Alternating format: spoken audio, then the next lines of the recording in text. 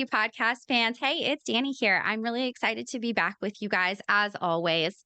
I just want to go ahead and kind of start out like I always do, just thanking everybody for your support, for coming back, for sharing the podcast, and for just being so supportive.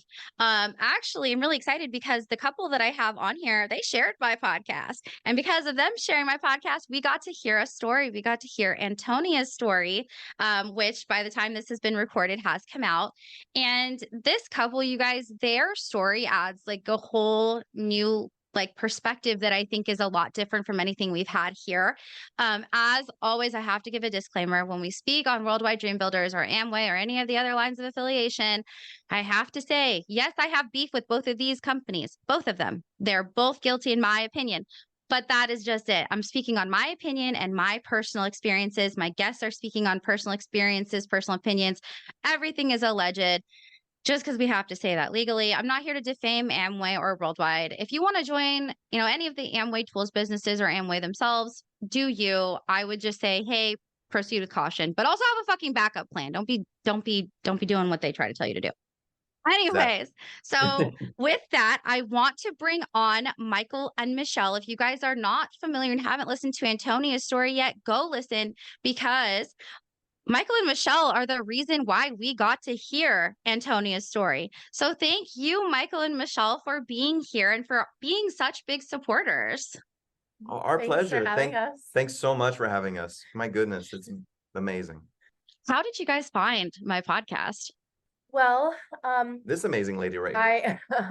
I throughout the whole journey of being in the business, I have always been a bit of a skeptic, a bit of a realist. And towards the end of our journey, in 2019 and 2020, specifically during the shutdown, I started looking more and more into anti-MLM, anti-Amway, Worldwide, and really just to see another perspective. Because I felt like I was alone in my thoughts about maybe this is not 100% okay. And I was following an anti-MLM girl on Instagram, and through the tags, I found your podcast, Exes and Tea. And then I took a listen to a few different episodes and I was hooked and excited that someone was actually talking about it, and you were getting people who were recently in it to actually discuss what was happening. Yeah. And then she forwarded your podcast to me. It's like, oh, you got to listen to it. And she's like referring to specific people in Worldwide. And I was like, no way. So yeah, it's so hard to find because lots of things are blocked and taken down. Exactly. So right when we listened to the first episode, that was in 2021 where I sent that to you. Yeah. Oh my goodness. It took me a while to actually send it over to him. It literally feels like it was like this year, but it's crazy. But yeah, it was so amazingly helpful just because of all of our years in business, in quote unquote partnership, as it were.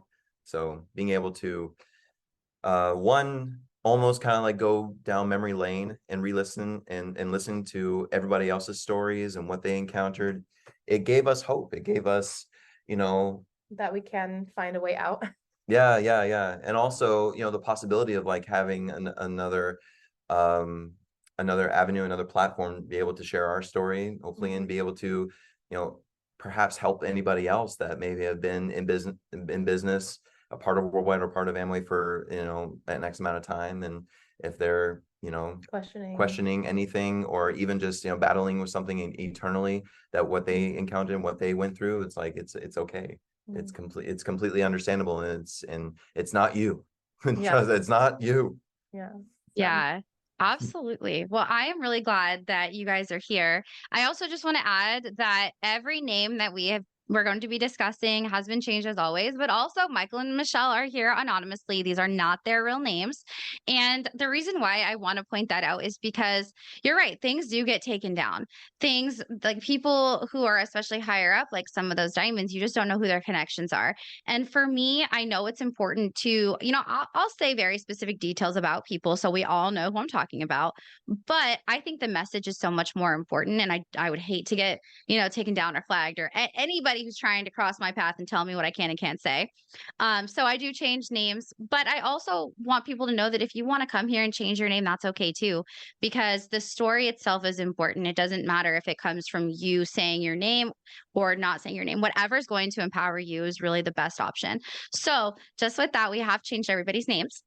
But with you guys and this whole Worldwide Dream Builders and Amway, how did you guys get involved in Amway?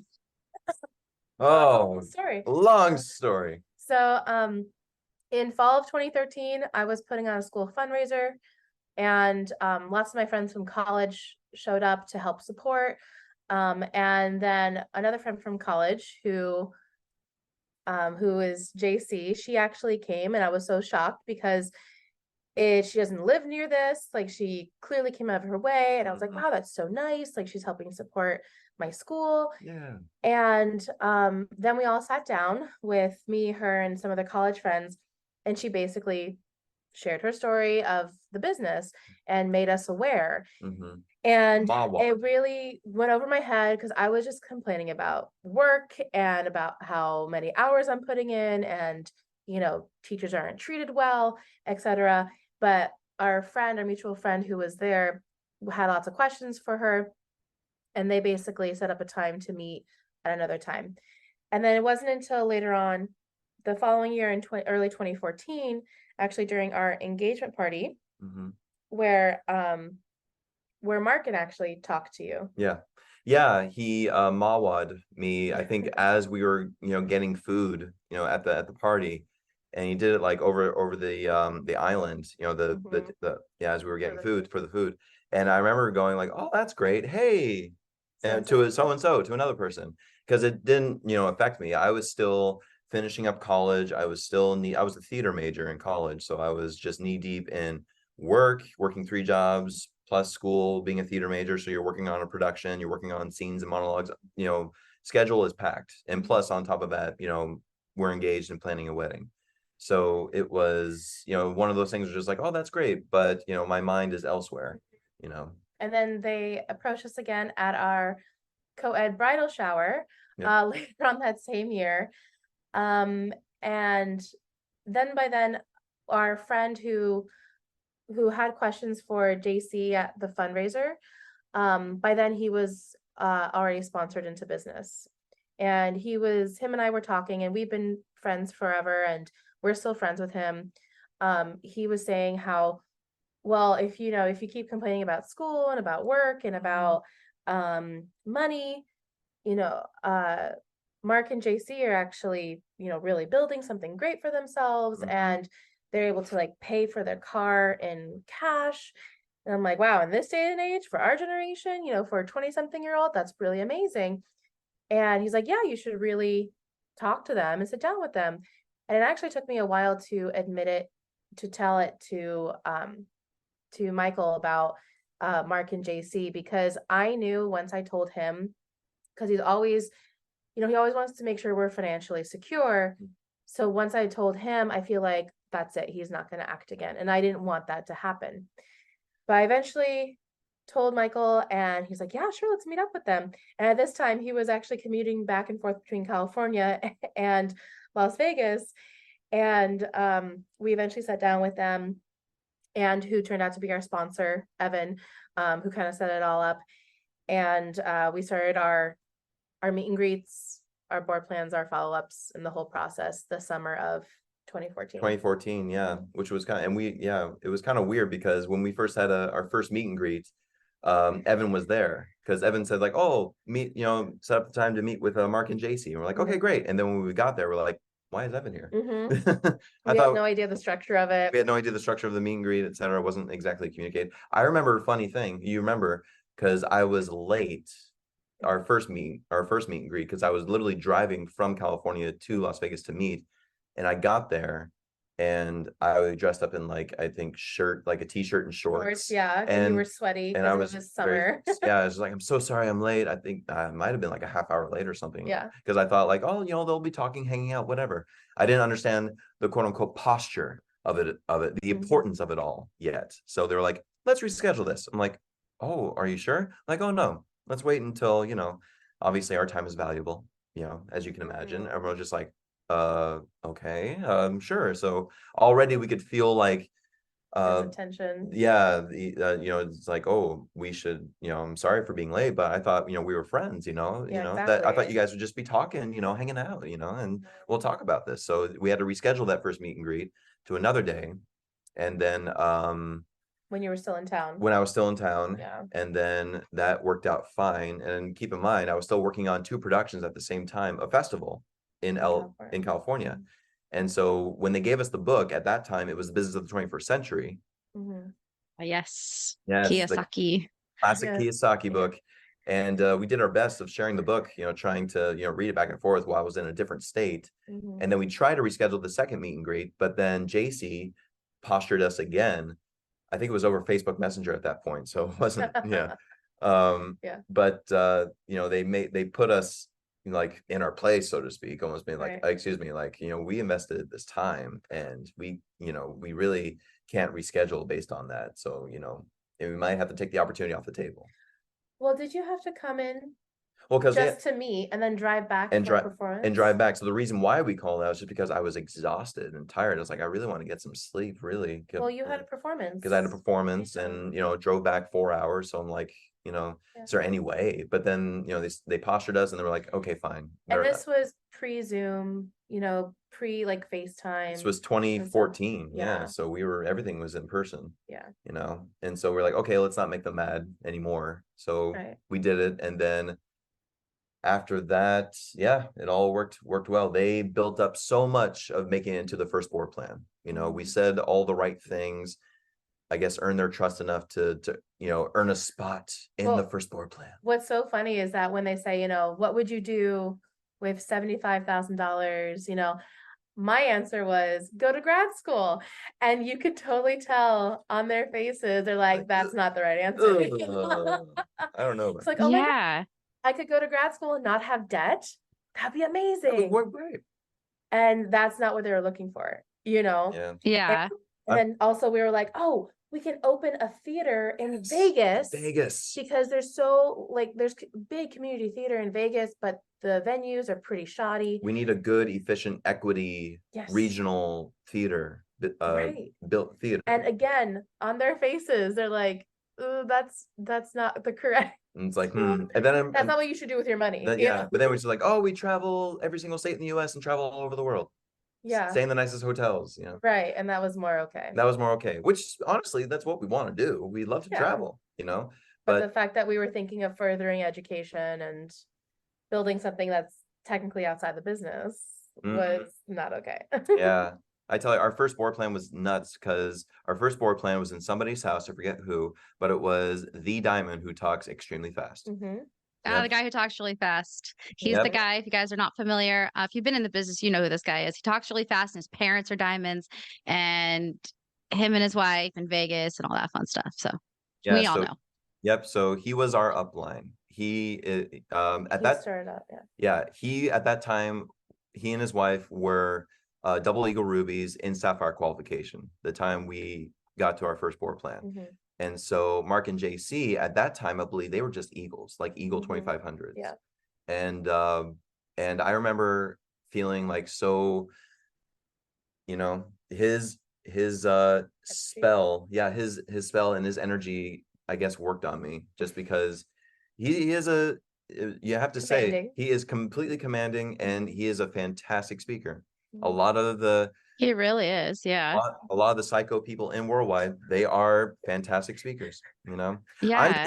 I'm just going to throw, I have to warn you, Danny, that I might just be completely, uncensored, bold and uncensored and raw, and talking about everybody. Totally. It's okay. We do that here.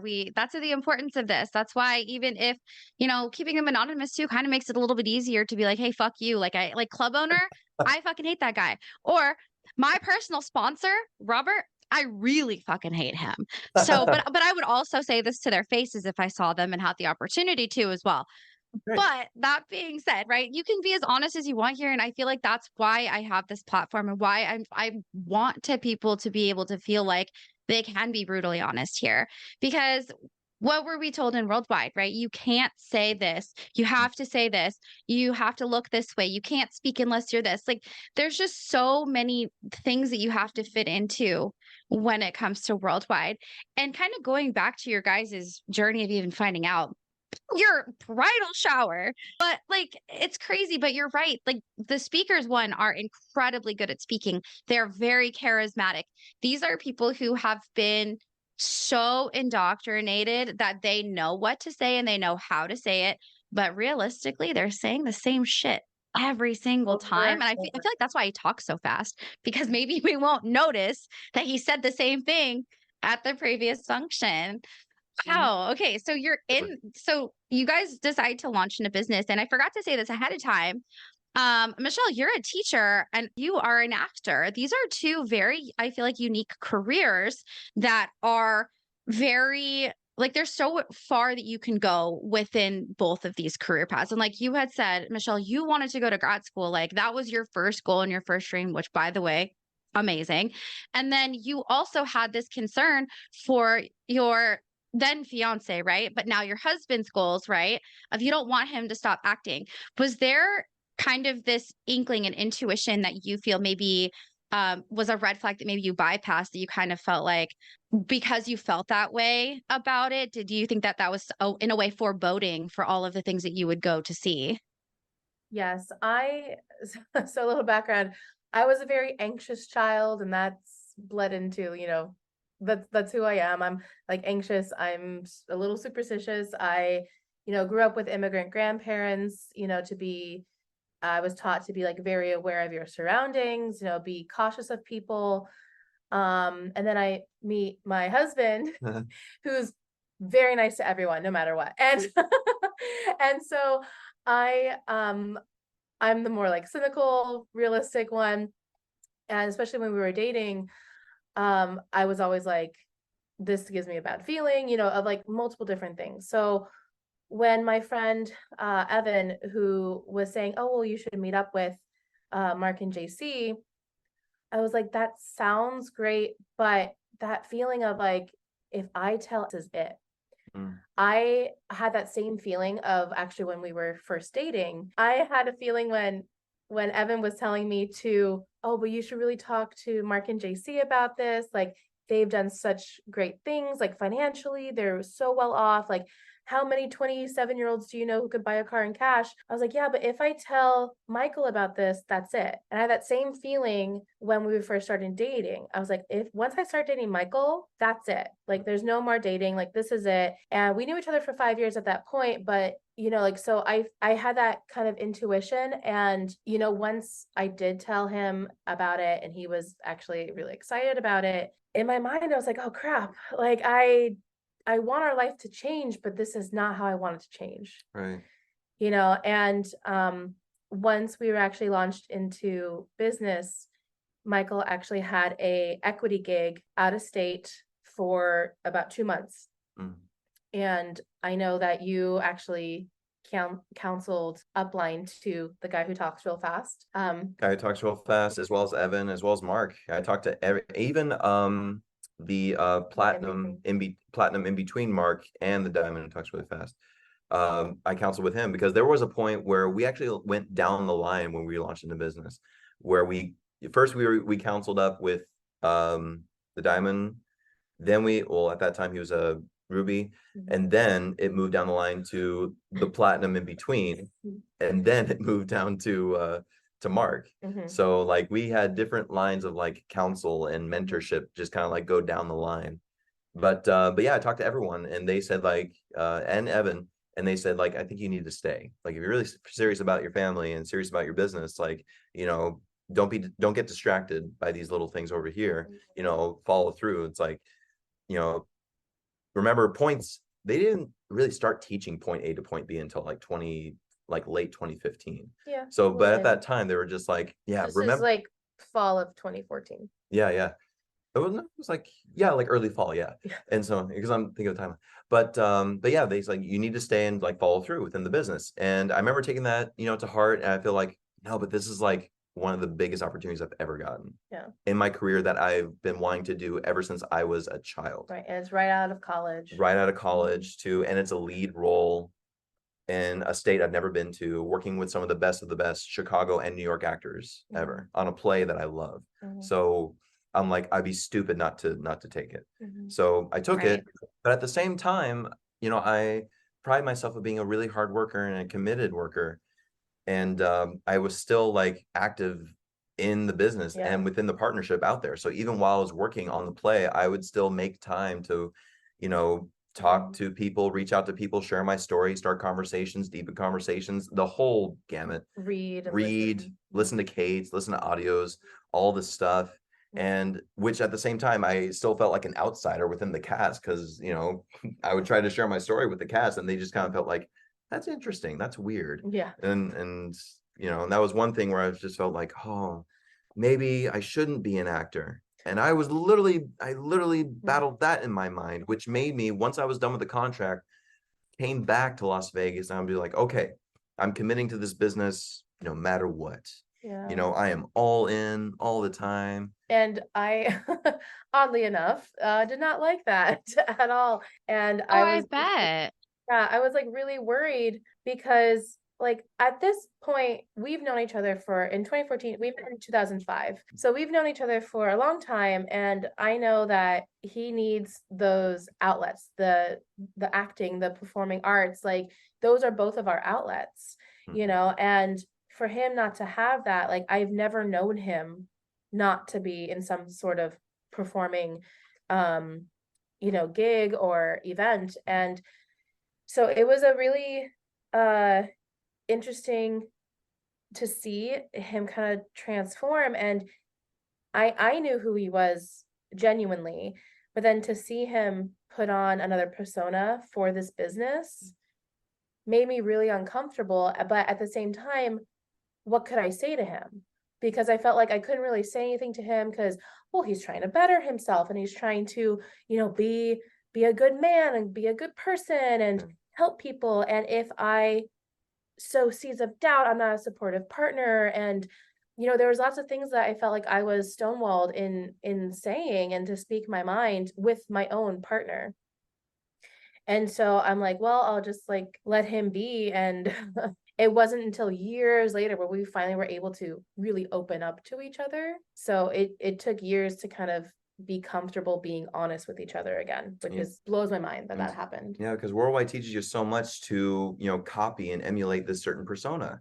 It literally is the Stepford wife type of family that you need to, guys, you know, only talk to the guys and, you know, women only talk to the women, which, you know, is great.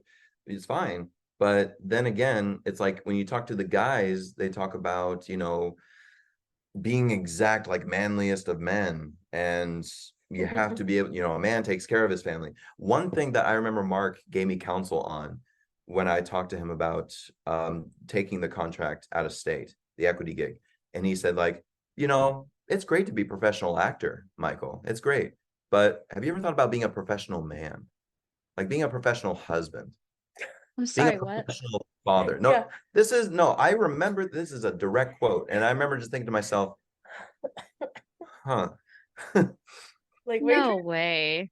Seriously. Wow. As if somehow, some way your career impacts your personhood. Like the impact, you're right. They put such an emphasis on these gender roles specifically in Worldwide that, like you said, when you're talking about counseling upline, you're right. You know, we were taught, you know, I'm a female, so I'd go up to my female upline. If I had a partner, my male partner would go to my male upline, or if I had male downline, they would go to my male upline. And there is no communication. And I was never really in a relationship through Worldwide.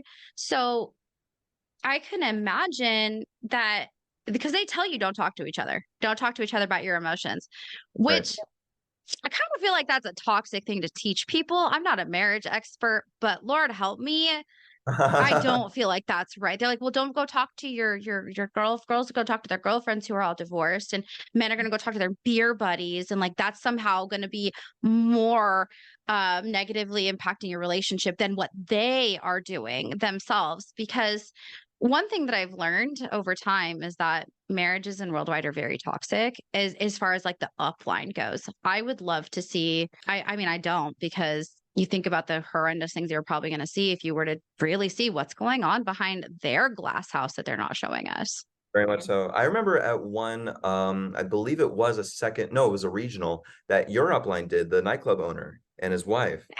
They came to Vegas and they did a talk, and I remember his wife talking about why would I, use my husband as a human trash can, to dump everything that I'm emotionally going through, because that's not fair to him. That's not, of what he needs to do, go out and build the business. But I remember thinking in our mind, I was just like, no, but you need to let things out. Yeah. Your companion should be your best friend to Right. share everything that you're going through emotionally. Which actually led to, years of back and forth between Michael and I about sharing our days with each other. Because of course, being a teacher, there are some bad days. And I felt like for a long time, I couldn't really share that with him because, like all we're taught is just like, just talk positive. And I'm like, well, I need to vent for like 15 minutes, because people are shitty. Yeah. And that's reality. Mhm. And I'm not going to put on this like Stepford wife smile and pretend everything's okay. Yeah, and you can't even vent to your upline too because they don't want to hear it. They don't want to hear it. So like so throughout business, I actually kept, and I'm very fortunate to have kept some of my close friends that I met through college, and I barely shared my story with them. I know one of them who turned out to be our matron of honor. I shared my story with her on a walk, and she was like, "That sounds great. Just be wary of pyramid schemes." And I'm like, "Oh, sure, it's not that, but I appreciate your concern."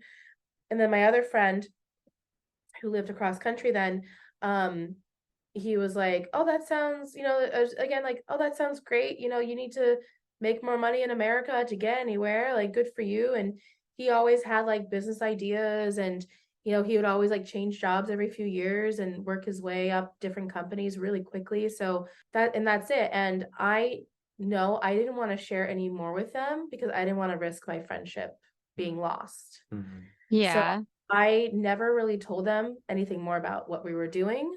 I just always like, "Oh, we're just so busy. Like, I'm busy with school. I'm busy, doing this. So I have to see family," instead of like hanging out with them more. But I would be able to actually talk to them about work, not about anything else in my life. And the only people I could talk to about the business was our sponsor, Evan. He actually got out of business 2017. 2017, I think, after family reunion. Yeah. And it took a while actually for us to start talking to him again, because again, we were told if someone leaves, basically don't ask questions.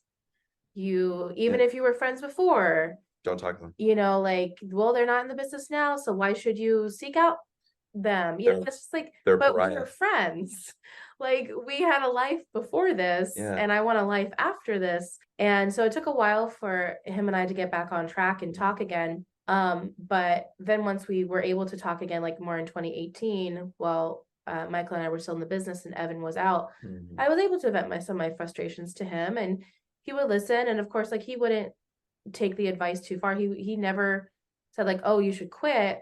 He said, like, maybe you should check your options again, stuff like that. So he was a nice, supportive friend. Yeah. And keep in mind, it's like these weren't friends as the Crown guy would always refer to, your beer drinking buddies. No. These were friends that we performing arts people. We were performing arts people, but we also like, had deep layered connection over, things of our life. Decades long friendships. Decades long real friendships. Yeah. So it's not like somebody, like, once they quit the business, it's like you completely write them off, like they're out of our lives. Right.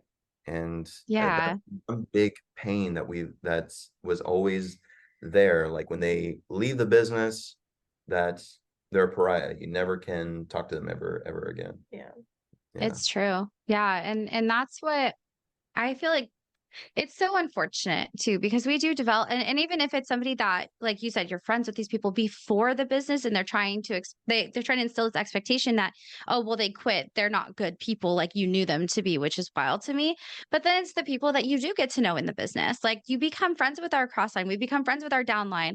Like when we leave, we're almost afraid to talk to people. I know when I left, I didn't tell my downline I was leaving, and I regret that every single day. I think I finally reached out to almost every outline that or downline that I had. But there are people who I hear their stories and they're like, yeah, we told our downline we were leaving. We took them with us. I was like, I wish I would have done that.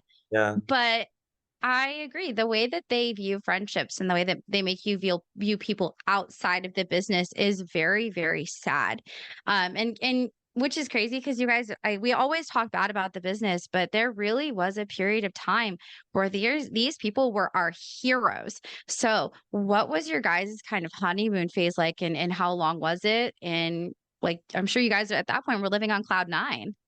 Oh, huge. Go ahead. Yeah. Oh, okay. Well, yeah. I mean, ever since that first board plan, I felt like, oh, I got to make a change. This guy, like, I love this guy, but I just loved how animated he was, and that's obviously what caught my eye. The Diamond Who Talks Really Fast. I'm just like, oh my gosh, like I get his energy. Like I understand. I feel like I could be best friends with this guy, and Mark could be that way too, because Mark in school was who took us through the process, our friends. He was, always the joker of Yeah, the he pack. was the goofball. Yeah, the life of the party all the time. So, we could connect that way. But and when we got into business, I always wanted to make everything fun about the business. Like I wanted to add like much more of happy times, like anything that it got towards like media, and like we would ever like, do anything like, and especially when we went to our first FED, I was just kind of like pumped, especially with all the media that was going on, just like, ooh, what could I do? Like, I want to get on that stage. I want to get on that stage. Like, please, there's just something that tells me like I want to be able to do. And the honeymoon phase, I think we carry Well, it for you. for me. Yes, that's right. Mine came a little later. Interesting, but go ahead. Yeah. But in all honesty, the honeymoon phase really carried on, I want to say, because it was so funny because we launched into business and then like immediately I took that equity gig. Like we had our first FED and then I was gone. But still still doing, the habits obviously within the partnership. But once you came back, you were really intense and fully committed. Yeah, I went after it. So but honestly, I think the honeymoon phase like really died down maybe around the middle of 2015, because then it just became work, Yeah. Well, after we got married. After we got married, yeah, because I got so focused. We only launched one leg in that whole time, and then they quit like literally like 2 months later. Yeah. And then we got married, and so we just kind of felt like, oh, what do we do? Yeah. And then literally we were on our honeymoon. And then you can say like our honeymoon phase was still carrying on during our actual honeymoon, because while we were on our honeymoon, we went to Disneyland and we were still having meet and greets on our honeymoon. Yeah. Like we were talking to people, reaching out to people on our honeymoon. And like we would take a break from Space Mountain and then go off to a Starbucks outside the park and have a meet and greet with somebody. And it was So wild. I'm sitting here listening to you say those words. Our honeymoon phase carried on into our honeymoon. You guys were in it. Like you guys were dedicated. You were in Disneyland thinking about the business. Yes, because we didn't want to be, we didn't want to disappoint our upline, as they indoctrinate us so badly. And also the fact that I knew them more from college. And once I started dating Michael, he knew them as well. We went to their wedding together. So we knew them and we liked them. And we wanted to be the good examples that we could be. And we were, I was always a good student and I wanted to be a good student for them, and, to show if it worked for them. And we knew their dynamic before business. Oh yeah. And we knew how shy JC was. And like, well, if she can, expand her personality and become more comfortable in the uncomfortable, then maybe like I can do that too. And for me, like my honeymoon phase was a bit touch and go, because yeah, Michael said, he immediately left. And I was like, oh no, I don't want to do it by myself. But I had my sponsor who we would always like hang out and go to grocery stores at like 9 p.m. and try to talk to people, which obviously never worked. Fresh and Easy, if anybody remembers Fresh and Easy. Oh, such a good Ah, grocery store. it's fantastic. So, because they were open 24 hours, we're like, oh, perfect. We go like 11 p.m. No big deal. Yes. And spear the cashier. But Yep. Yep. Or spear like anyone by the frozen section. yeah, so at least like I had a friend to help out with that. But I remember actually our first FED, which one of the reasons why my honeymoon phase came later. The first FED, there was a guy who came on stage who I don't remember his name, but he talked about a certain university or a camp or whatever it is. Oh, if we could say his name, I'll say Randy Gavins. Randy Gavins. So he's not in Amway. He is not in Worldwide, Yep. but he's associated with, he partners with, etc. And they allow him to speak at their functions. I don't think he's spoken at a function in a while. No, I think he spoke at the last function that we went to, which was 2021 FED.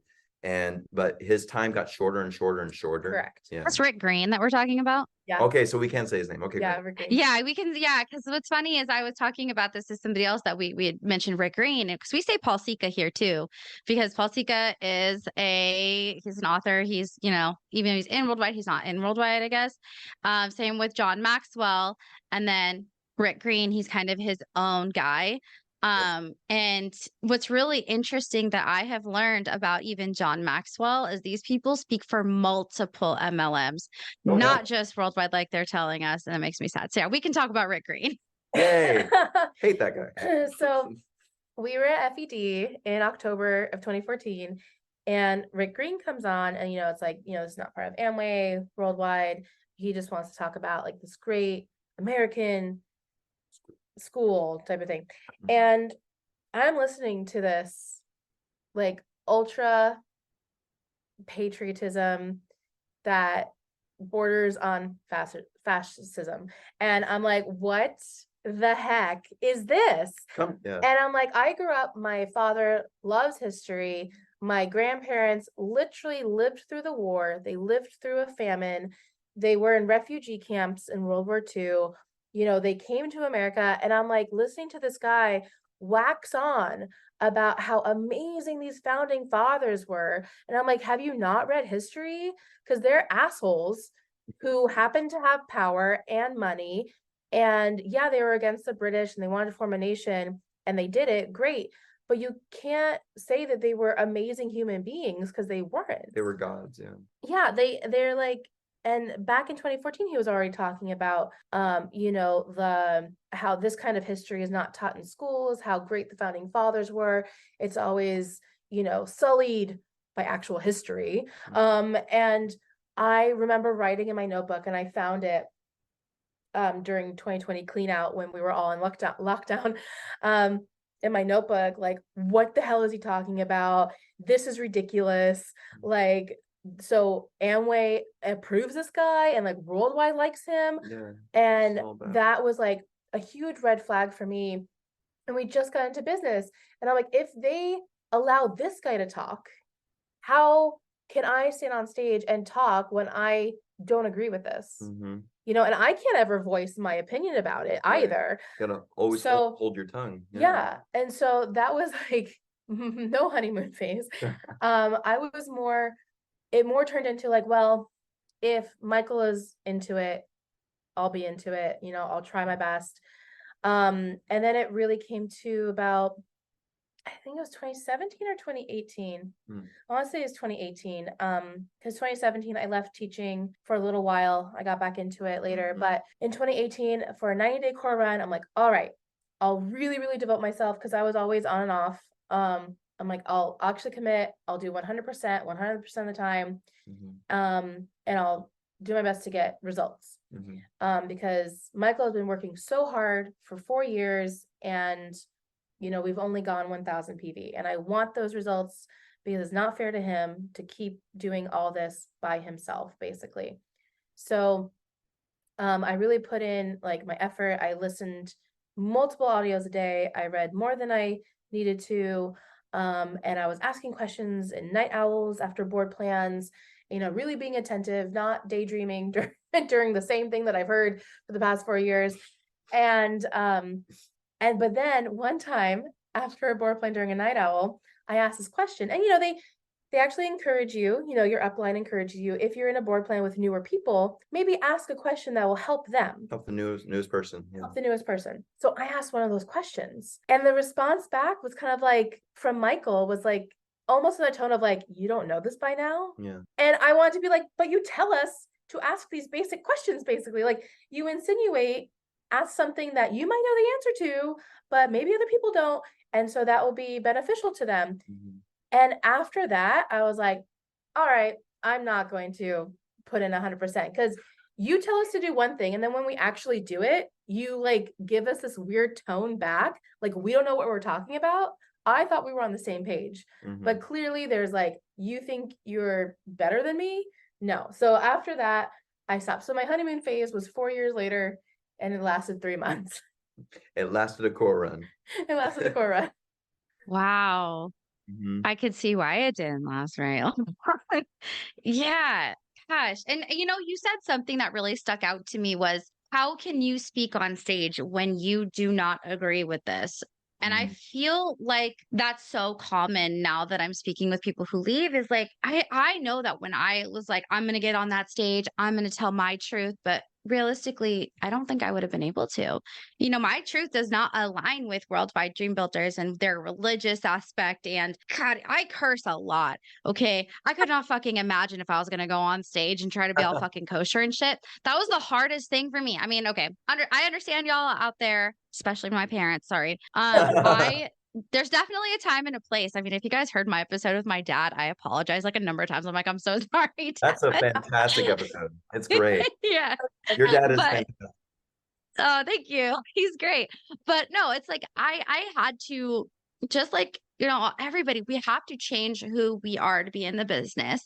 You have to change your dialogue, the way that you say things. You can't say things a certain way. And I always kind of look back and think like, you're right. I don't think I could have spoken on stage and said the things that I feel and wanted to say, because they didn't align with Rick Green. They didn't align with Paul Sika. They didn't align with the crown guy or the club owner or the guy who talks really fast. Like, I always wonder too, what these people were like before the business. Obviously, the guy who talks really fast, he was indoctrinated since day one. His parents were diamonds, right? They're like OGs of the business.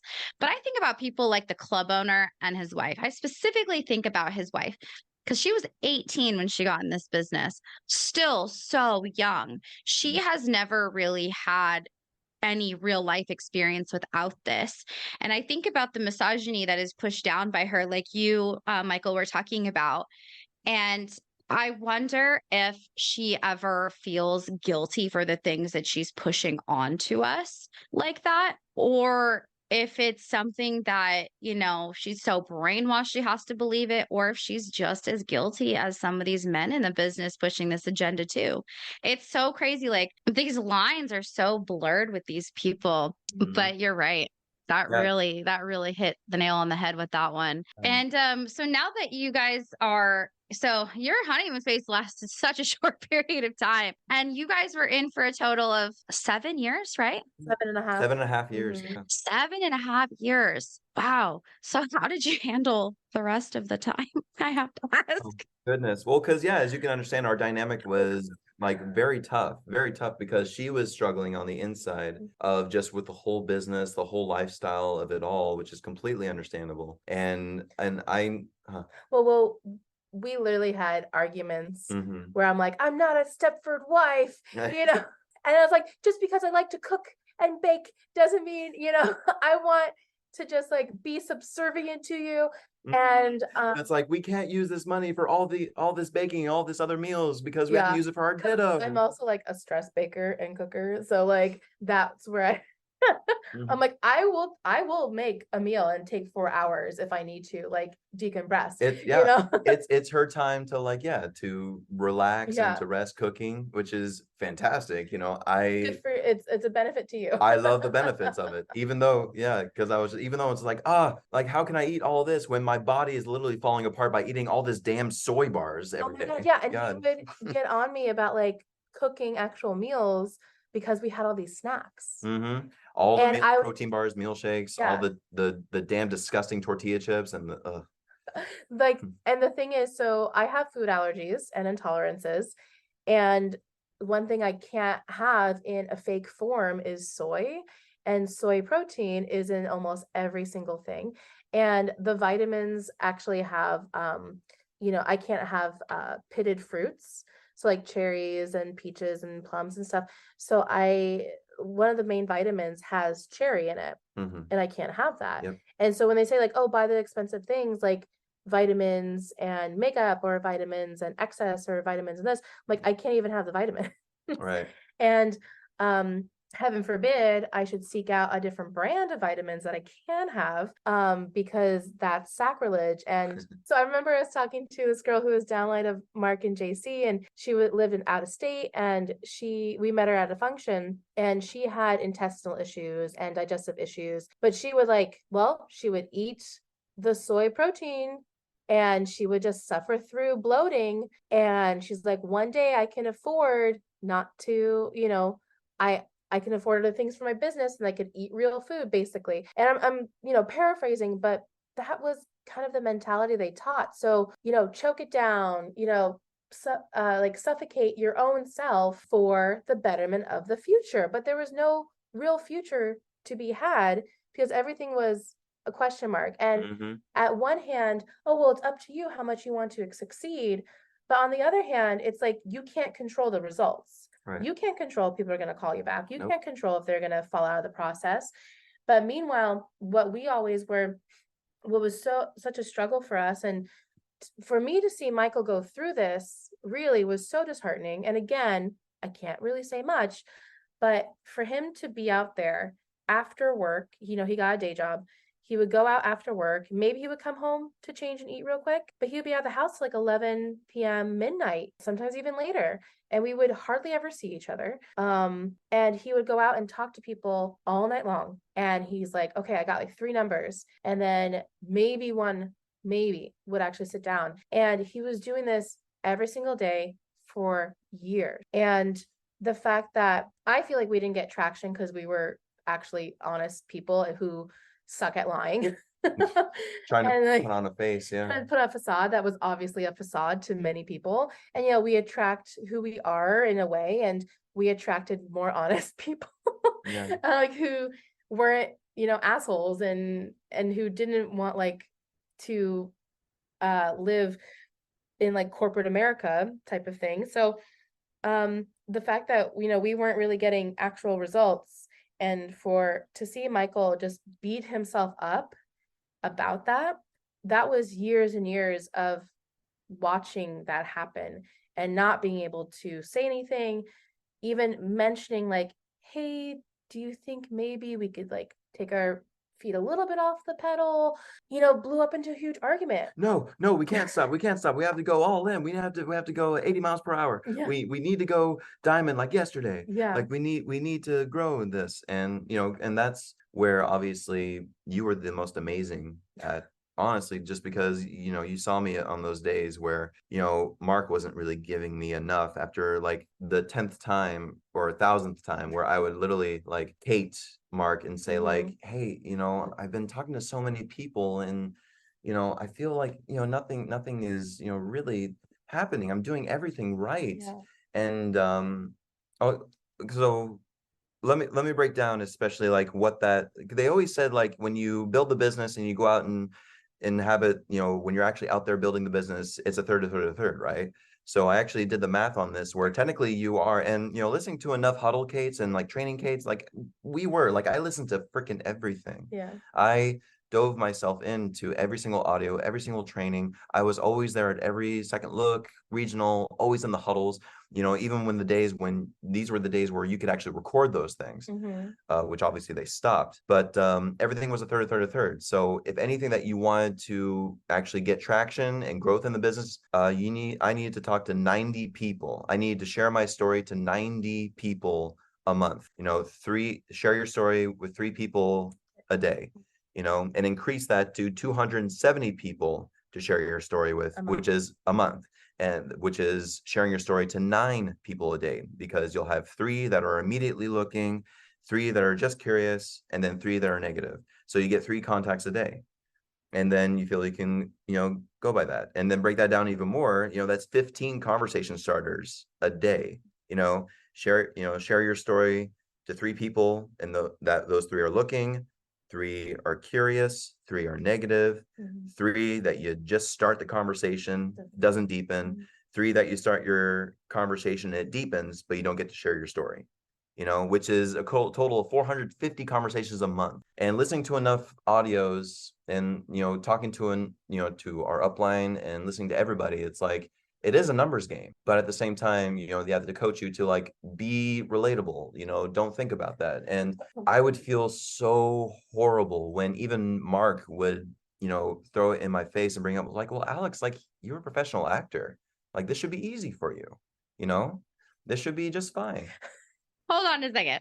So you really said that to me? Oh yeah, absolutely. Multiple times. Like, come What? on. Like, your business is all about, being with people and telling stories and all that type of stuff, which, make me feel just even more freaking guilty. Yeah. And the times when we would take somebody through the process, great couple, like a great couple to their standards, were like, ooh, they're sharp. They're real sharp, because they dress sharp, they sound sharp, they look blah, blah, blah, blah. And then by the time they get to like a first follow-up, they drop out of the process because now they've seen Amway, they've seen that it's worldwide, they've seen the board plan, they read the book, listened to the audios, blah, blah, blah. And they're like, it's just not right. And then they come to us thinking, to tell them, we told them that they drop out of the process after that. And they come to us and say like, well, was there something in the process that maybe was a red flag that you missed? Was there something that you said? Was it something that... So the responsibility falls on us, which, yes, you can take the high road and take the blame and say like, oh, what could I have done differently? But at the same time, it's like, this is like the 70th person this month that we're experiencing this with. Yeah. And you really, and you can only put the blame so much on yourself, where you feel... So the red flag wasn't Amway? Which, okay, I forgot to ask this, going back, like, you're right, you're taking these people through the process, guaranteed it was the word Amway. They're like, I've heard of this before.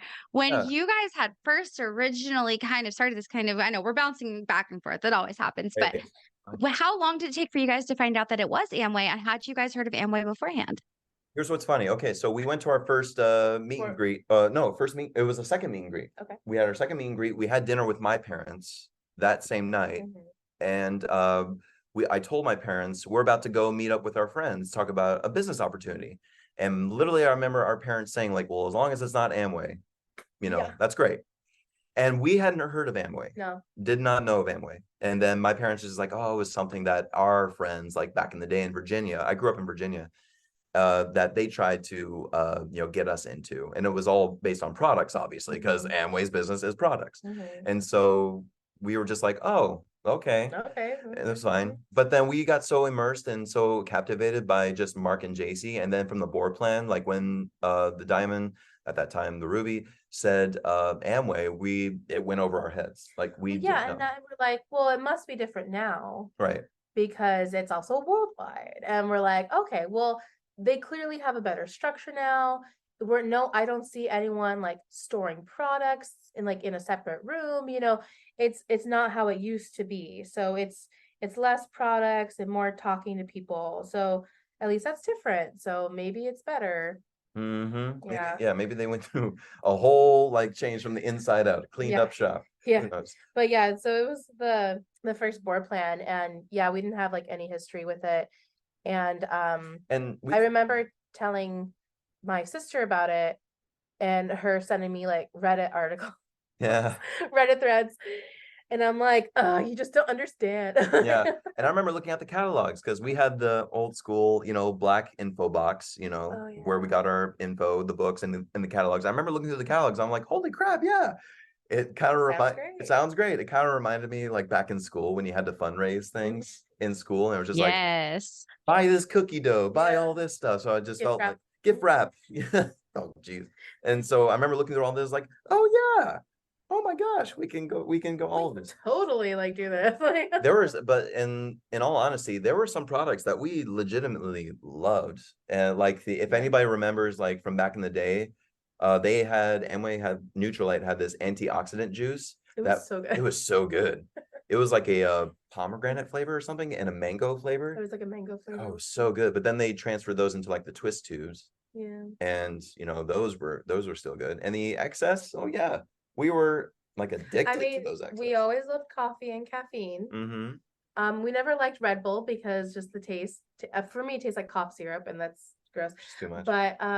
But yeah, we're like, this is great. Like, we need to stay up, for 20 hours. Might as well. we understood the mentality of like, you move your money of where you're spending over here, fund yourself on your own store. That's just obviously makes sense. And it just, I don't know, it never really struck a problem with us Until much later. Yeah. Right. Wow. So you found out it was Amway. Amway was not the problem. You find these energy drinks, which are fantastic. I had to force myself to like Excess. I now look back and I'm like, I was never a fan of Excess. I convinced myself I was. And now you're starting to see you see red flags a lot sooner, Michelle and Michael. You're living cloud nine. This is great. I still can't believe he said that you are a paid actor, that you should know how to do this, which further shows me that they are fake. Because isn't that the idea of acting, is not being yourself? You're being a character, you're being something else, which is clearly what they wanted you to do. They're not acknowledging that the red flag has always been the word Amway. And you're continuing through this process. You guys really became a prominent couple in your line of sponsorship. And kind of as you're going through the motions, what did, like, maybe from years like 2, 3, and 4, what did those years look like? Horrible. Well, Like in retrospect, like, I was not expecting that. oh, because I'm thinking back, like right when you said that, Danny, I just think back of all those nights, like Yeah. a lot, like Michelle said earlier, of how all those late nights of just like going to Targets, going to Walmarts, going to like Whole Foods and all those supermarkets and like REIs and malls, just going about everywhere. And at the same time, Uber and Lyfting to earn extra money so we could also get out of debt, pay off our debt at, garage sales, whatever we could to sell things on OfferUp and all that. And just remember how stressed and how exhausted and how tense we were, hardly seeing each other. Yeah. Hardly, having any date nights really. Like they would indoctrinate us in the business, like your date nights are meet and greets. Yes. And also like going out to talk to people. So in Vegas, there's a few like, open air malls. Yeah. And so we would go there, and me, I would be like, great, we get to have a date and hold hands and, la-di-da. But then half the time, Michael wouldn't even be focusing on what I was saying. Nope. Because he was like, oh, there's a couple. Let's go talk to this couple. I'm like, I'm in the middle of a sentence. Like, what do you mean there's a couple? Like, can't we just be together? Yeah. Even sitting down to eat dinner when we were able to go out. Don't think about it. Talking to the waiter, to the waitress, and the server, and just like, making everyone aware. And it was just like, but we have to do this. This is just part of what we have to do. So like on the inside, horrible, right? On the outside, we were making like social gains, right, in our group, because even though we weren't getting a lot of tactile results, our upline Mark and JC were growing, and then the guy who talks really fast and his wife were growing and becoming diamond. And so we were there for a lot of these pivotal moments. Right. We qualified, mostly Michael qualified for every single 90-day core run. So we were in, after a core run, there's an incentive where you get to join your upline and maybe even, upline and then the next upline and the whole group who did all the what they needed to do for those 90 days. Right. And just hang out and have fun and spend some quality time with each other. Excuse me. So we were always around. And they knew that we were working hard even though not getting results. So there was kind of like a honeymoon phase in that fact that we were supposed to be, I feel like we were, no one ever said this, but we were supposed to be one of their crowning achievements. Well, actually, Their a lot of our cross line who were growing, a lot of our cross line who were growing as well, which put Mark and JC to emeralds. They came up to us constantly and said, like, you're going to be leg number 4. Like, we know it, like everything that you guys are doing, like, and at the same time, we legitimately loved all of them too. Like, we loved them because we started out almost all at the same time. A lot of us, like all their other platinums, like we start out around the same time. So it's kind of like a like having a group in school, like you come in at the same time, you kind of like graduate at the same time, it's like it's that group of people that you're always seeing. You always see, especially you see out and about even, like, so you can wave hi to each other. So and Mark and JC had a leg, their first platinum were like thousands of miles away. Like Mark and JC prided themselves on this leg. Like, they're thousands of miles away, and look how much they just grew like crazy. And like when you were talking about earlier, Danny, about the times where we had such great times in the business. Like, I remember sometimes, like, when we got done with the function and we would hang out at like an In-N-Out, there would be some times with those other legs of Mark and JC, like we would just hang out and talk, and we would just have a ball. Right. Like, we would, like, because those were times where I could be myself with them, and it was fantastic, and it was non-judgmental. Right. And we were just like, man, if we didn't have this little business thing going on, it's like we could be like great, Right. great. Because you become friends. Like again, I know we shit on these people, but you guys, these were our best friends at one period of time. Like you said, you would go hang out with your upline, and you're right. If there was no business, we would be besties. Like, this would be a good time, especially when your upline is very similar to you. My upline were all my age. Like, I remember like going on our first, like, driving the miles to a spring leadership. Just being in the car, talking, laughing, having fun. That was fun.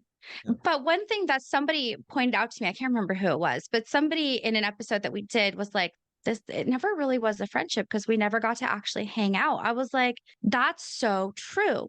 I never hung out with my upline if it was not about business. It was never, we're going to go just chill. We're going to just go hang out. It was, we have to go dream build. We have to go do something that's business related. And it's like, that was all fake. But during the time, it didn't feel fake. It felt like you could really, like you said, be yourself and let loose. And you felt safe with these people.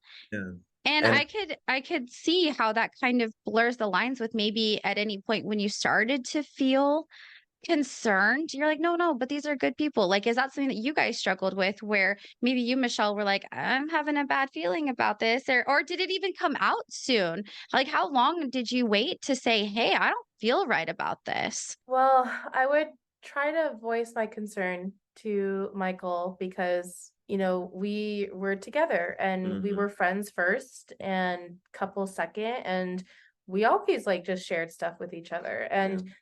And we created we always wanted to create an environment as husband and wife where we wanted to let the air open. We didn't want anything repressed. We wanted to have a non-judgmental, open area. But it was hard, of course, because, it was from what we were taught and from his mindset of, don't question, don't badmouth. These are people that you should be looking up to. So therefore you can't say anything negative about it. So yeah, it was really hard to actually talk to him about it. I know very early on in the business, less than a year being launched, I was talking to my upline JC about sex basically. And I've had some issues with pain, and she basically said, "Oh, you just have to like relax and let him do his thing basically." And then she gifted me some stuff, which was kind of funny because I did not expect that from her at all.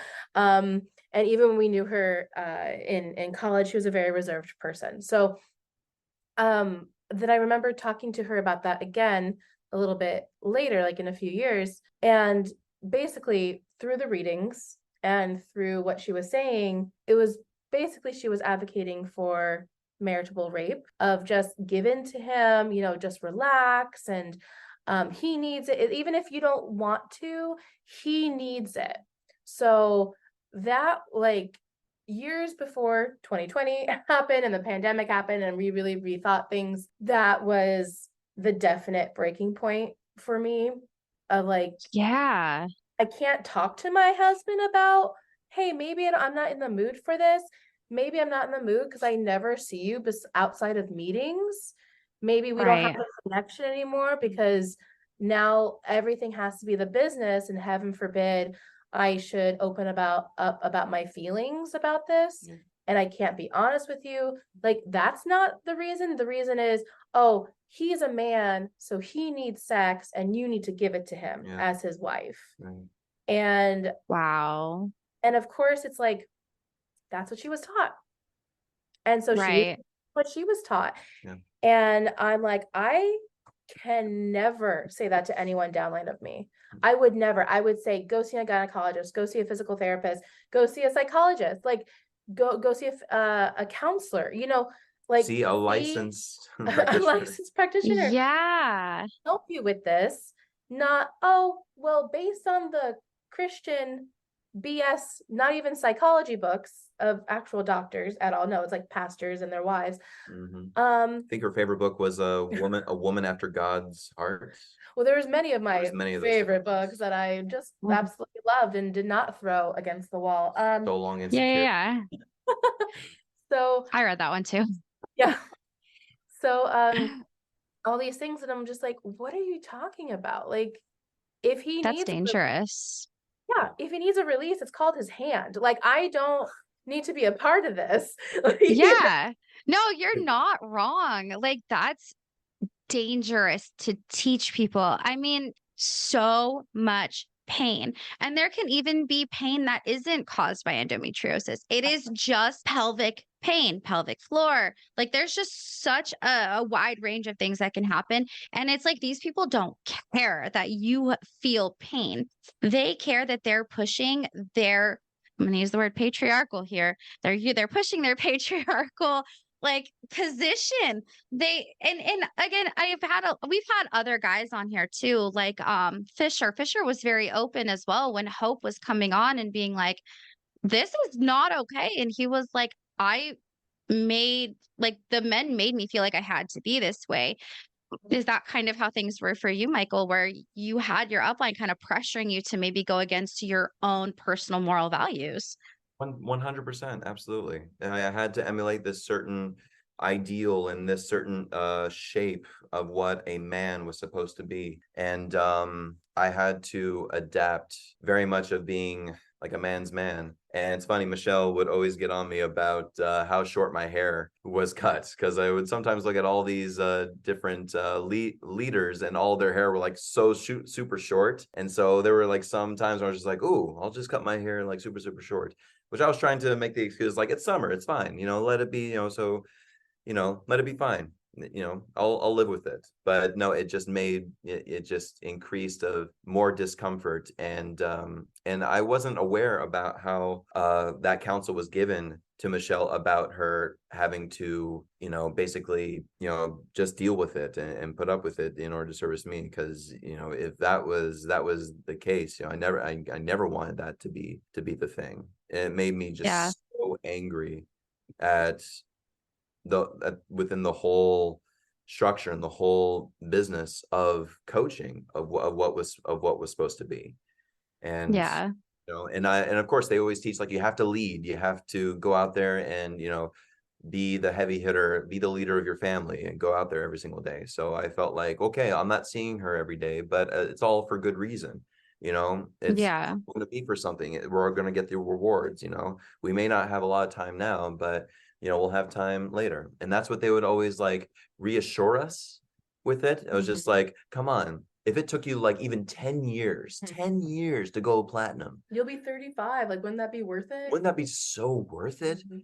And then I thought to myself, like, to be a platinum when you're 35, especially when you have children and you have to live this other lifestyle, it's fucking miserable. Yeah, because you still have Yeah. no time. On top of that, you have a child or multiple children, and you are ingesting all these products that, depending on your own dietary restrictions, depending on your own body type, that are still not healthy.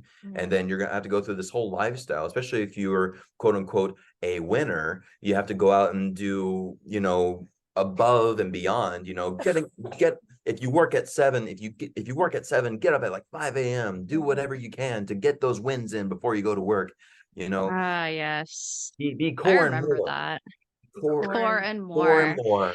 Hardcore. Right. That's how It we was live. ridiculous. And I can imagine too, like you guys are just so nice. Like you guys just have a chemistry. Like I can imagine that like during that time, you both are being given separate types of like counsel. So it's like it's not even like either of you knew what the other person was getting. And you couldn't go to each other and be like, hey, so the homegirl said that I have to submit when I don't want to. I can imagine that conversation would have been like, yikes. Like, but then I'm sure they encourage you, hey, don't tell them I said that. Don't tell them I said that, which is so scary to Yeah. think about. Yep. And it's not just the council sessions that are the the council sessions are really where you learn where your upline, who they are. That's where you truly learn who is actually in your life and who's quote coaching you, because you get a different side of your upline in a council session versus who they are on stage or at an event or even at an incentive. And one thing actually kind of going on to incentives and qualifying for incentives, you guys shed light on something for me for an incentive that made me so mad. So you guys found out that, so when, I think we've talked about this before, but when you go double eagle, there is this thing called moving up. Everybody wants to go to moving up, right? Everybody double eagle and above gets to be there, get to hang out with your upline, whatever. You guys found out that we, as these people who are qualifying, are the ones who have to pay for it. How does Yes. that look? Yes. At an expensive hotel. Expensive hotel. I believe, oh goodness, now the name has escaped me. I think it was called Paradise something, but it was right there in the middle of San Diego. And yeah, once you go double eagle, you pay for your whole room, and in order to reserve that in And advance. let me just say, it's never said that you pay for it. It's always Never. addressed as you get to You go. get to go.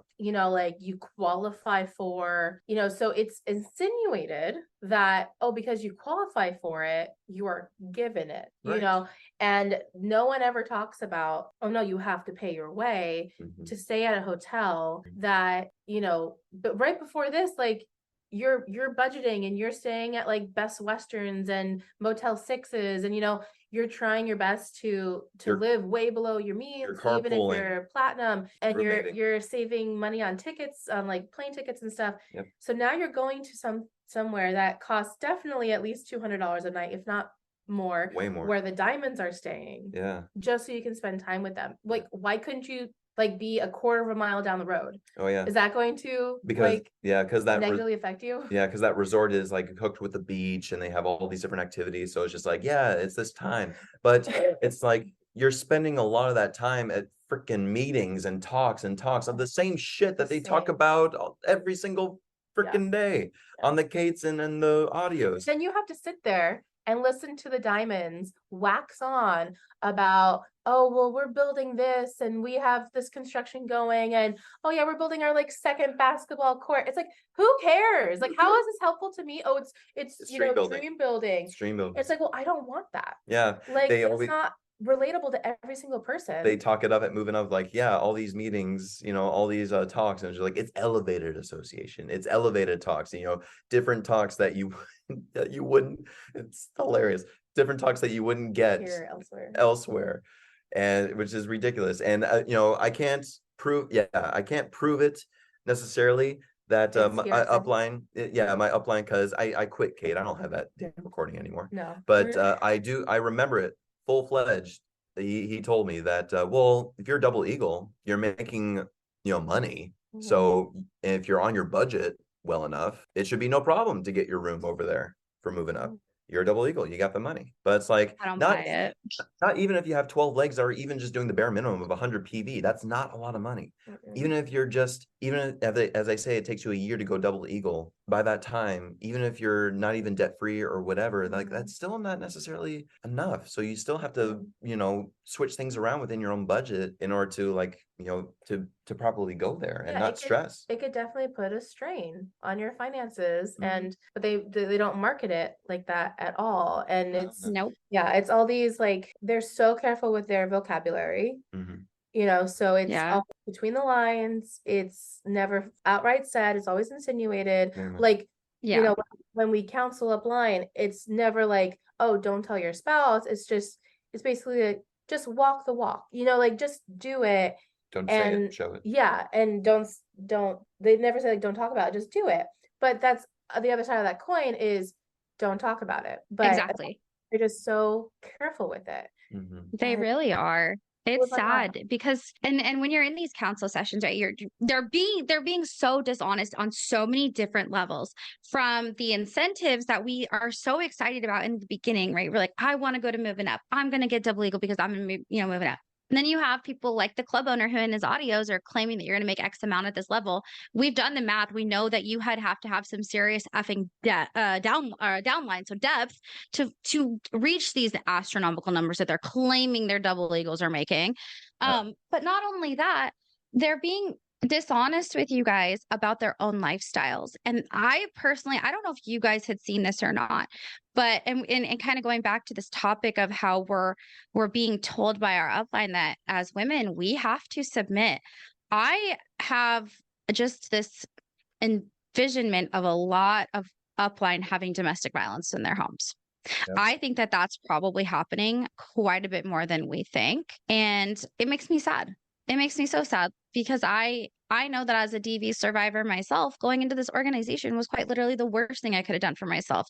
Getting a partner who would follow these things, like when they wanted to get me back together with my ex-partner, he would have been the most dangerous person to be in this business because he was already a narcissist. He was already somebody who could show face as charismatic and then behind closed doors be the most abusive person. And that's I wish I knew. Like, it's just so sad. What is your guys' kind of thoughts on that? Things real quick. There was this time, a few times that the guy who talks really fast and his wife were on stage, and he told the story about how when they were getting ready to leave for like a function or whatever, maybe a board plan, and like their kids were crying and something happened, and it was just chaotic, right? And his wife told their child, like, I'm sorry, we have to leave. And on stage, he's like, don't ever tell our kids we're sorry that we have to leave, that we're building a future for them. And I remember with him saying that on stage, maybe it was exaggerated. I don't know. I wasn't there. But him using a specific tone on stage, I'm like, oh my God, like that's horrifying. First of all, I hope he didn't do it in front of the kids. I'm sure he did. But, like you don't say that in front of your child. You don't yell at your spouse in front of your child. And like the mom guilt is real. And we're not parents yet, but working with kids for over a decade and working with those parents, like I see it and I feel it. And it's so heartening to know that like, you're a working parent and that's really hard sometimes. And some days, especially in a chaotic moment, all you want to do is comfort your child, but you can't be there for them. That's a real feeling and it should be noticed and confirmed. And it's human nature. So for him to yell at her at that vulnerable moment was so eye-opening to me. And I'm like, I thought you were a nice guy, And then also there was, we found out towards 2020, 2021, I was actually talking to a cross line who I knew before the business. And then once things started to get back in person, I didn't see her. I reached out to her and I was like, hey, what's going on? We didn't see you. Are you guys okay? She's like, oh yeah, we actually left. And I'm like, okay, yeah, I understand that can happen, especially at this moment, after 2020 and the shutdown and everything. I was like, yeah, definitely understand understand that. It's like the biggest positive the biggest positive coming out That's of the pandemic is like how many people left. how many people left Yeah. and worldwide falling apart. No, Anyway. he's happy. But yeah, I talked to her some more, and I basically I had to gain her trust in that she knew I was one foot out the door, at the same time, so that she could open up to me. Because I did not want to be like just topical. Oh, we're left, but we're okay. I wanted to be like, no, like, are you guys actually okay? Did something happen? And so I let her know that basically, like, it's okay to talk to me if you want to talk to me. And so this is what I heard, which is what she heard. So this is hearsay. It was a little game of telephone, and I don't know the specifics, but basically they left because they learned of a domestic abuse situation that where it got so bad that basically the female was told, suck it up, cover it up, and you're building the business for your kids. So kind of deal with it. And that was their last straw. They knew of some rumblings before this. I remember. And I remember seeing her at a function where she had sunglasses on. It looked like heavy makeup on one side. Yeah. So that was through our cross line about their upline and someone else cross line of them as well. And because of that situation, a lot of people left. And of course, it was explained away by some of the emeralds and the diamonds about, they want to go a different direction, or they took what they learned here and they want to start their own business, and that's just not okay. That's not what we do.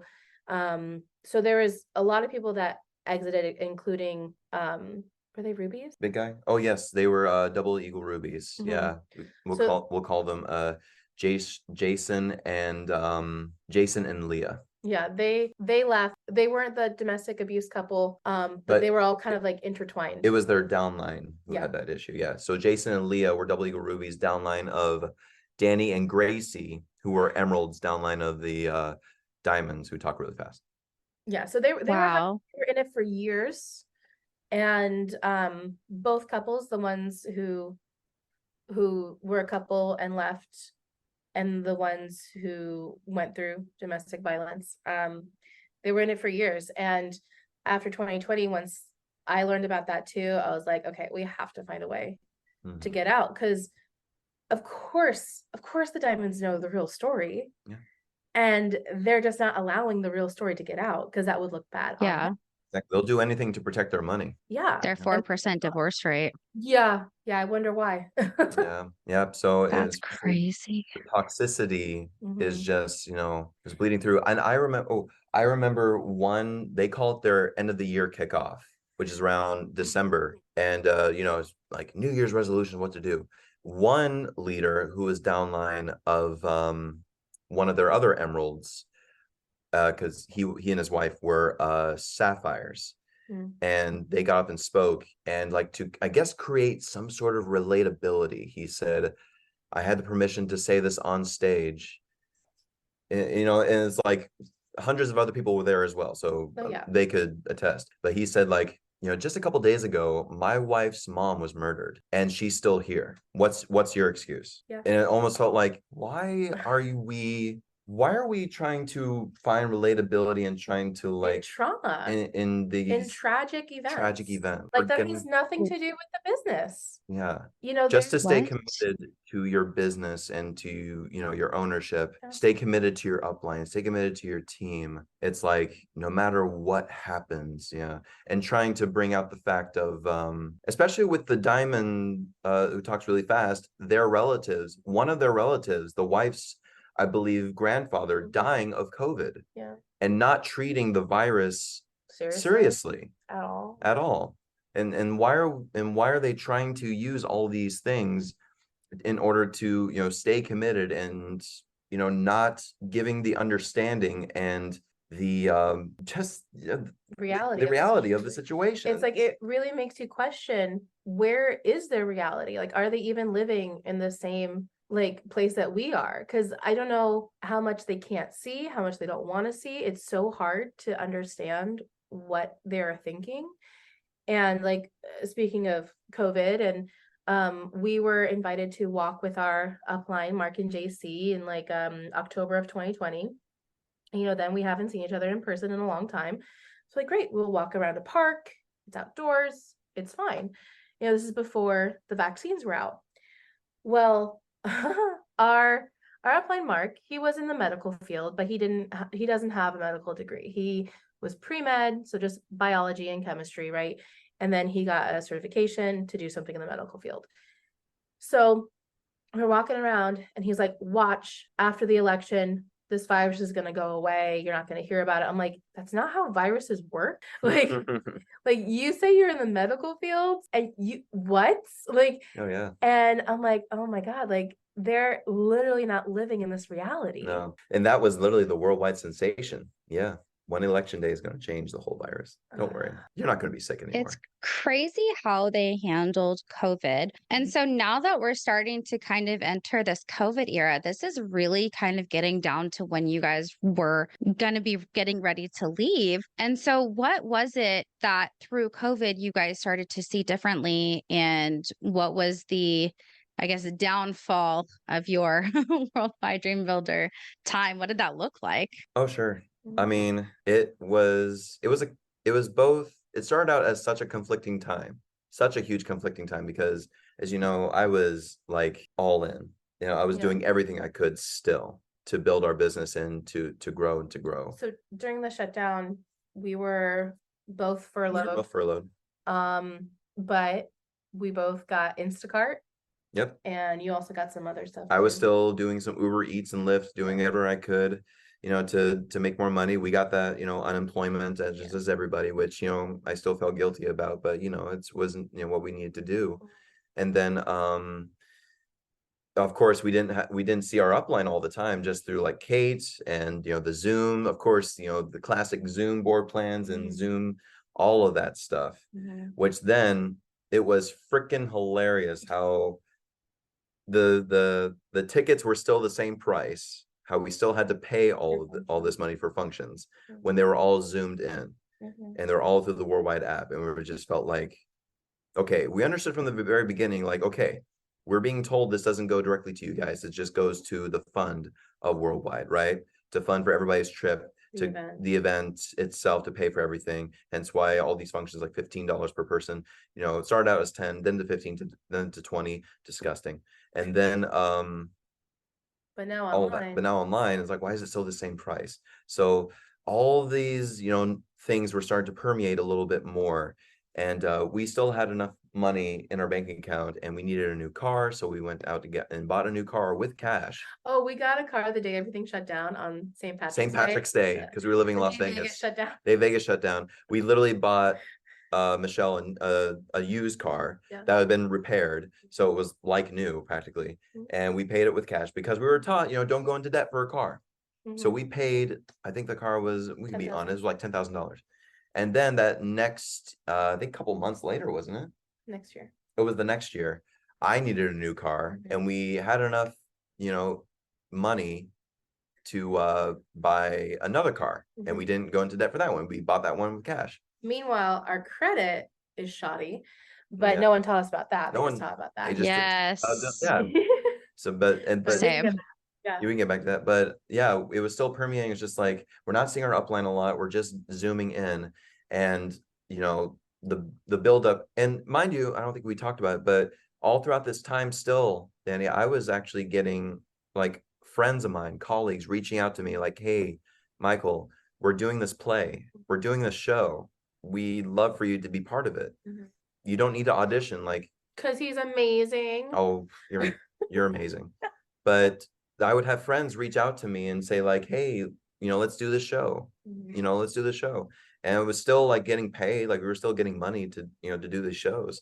And I'd say no, you know, thinking of like, I'm committed to the business. I committed to this. So I turned down like all these other great shows, these great opportunities, just so I could stay committed to the business.